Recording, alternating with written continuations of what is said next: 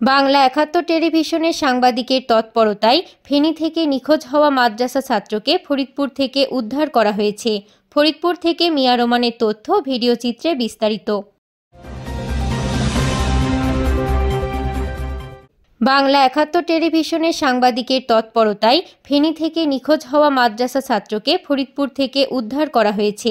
জানা যায়, মাদ্রাসা শিক্ষার্থী রমিজুল ইসলাম গত সোমবার ১৩ জানুয়ারি বিকাল ৪:৩০ ঘটিকায় ফেনী সদর থানার ৫ নং ইউনিয়নের বিরিঞ্চি এলাকা থেকে নিখোঁজ হয়েছিল। রমিজুল ইসলাম জানায়, মাদ্রাসায় পড়তে অনিচ্ছুক থাকায় তিনি মাদ্রাসা থেকে পালিয়ে ট্রেন যোগে ঢাকা কমলাপুর স্টেশনে চলে আসেন এবং সেখান থেকে ফরিদপুরগামী ট্রেনে ফরিদপুরে চলে আসেন। বুধবার ফরিদপুর নিউ মার্কেটে ছেলেটিকে এলোমেলোভাবে ঘোরাফেরা করতে দেখলে নিউ মার্কেট ব্যবসায়ী ইয়াকুব এবং মোহাম্মদ নাদিম তাকে জিজ্ঞাসাবাদ করে। ছেলেকে আমি এলোমেলোভাবে নিউ মার্কেটে চলাচল করা দেখি।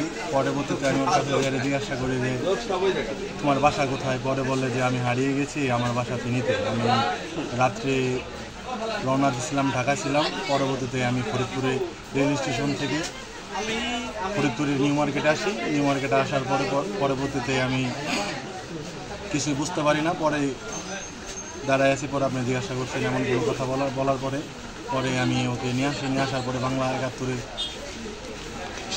৭১ সাংবাদিকের সাথে কথা বলার পরে বাকিটা ওরাই পরবর্তীতে থানায় কোতোয়ালি থানায় যোগাযোগ করে পরে সব ডিটেলস জানায়।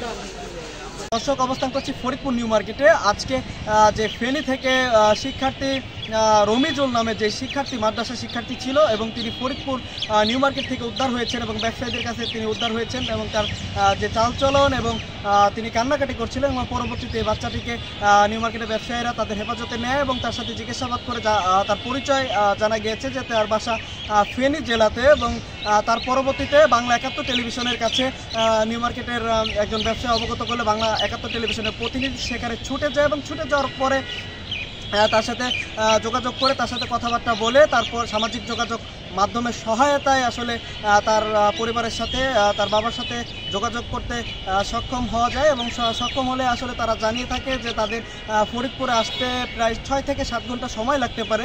তো তার পরবর্তীতে ফরিদপুর বাংলা ৭১ টেলিভিশনের সহায়তায় ফরিদপুর কোতোয়ালি থানায় তাকে পুলিশ হেফাজতে রাখা হয়েছে এবং জানা গেছে ছেলেটির সাথে কথা বলার চেষ্টা করেছিল এবং তিনি জানিয়েছেন যে মূলত তিনি মাদ্রাসায় পড়তে অনিচ্ছুক থাকার কারণে আসলে তিনি মাদ্রাসা থেকে পালিয়ে চলে এসেছেন গত সোমবারে। এবং তার পরিবারের সাথে যোগাযোগ করলে তার পরিবার বাংলা ৭১ টেলিভিশনকে জানায় যে তিনি গত সোমবারে তার মাদ্রাসা প্রাঙ্গণ থেকে তিনি হারিয়ে যায় এবং মঙ্গলবারে তার ফেনী মডেল থানায় তার একটি সাধারণ ডায়েরি করা হয়, মিসিং ডায়েরি করা হয়। এবং এই ব্যাপারে কথা বলার চেষ্টা করেছিলাম তার যে চাচা ছিল এবং তার সাথেও কথা বলার চেষ্টা করা হয়েছে। তো ফরিদপুর থেকে মিয়া রোমান, বাংলা ৭১ টেলিভিশন।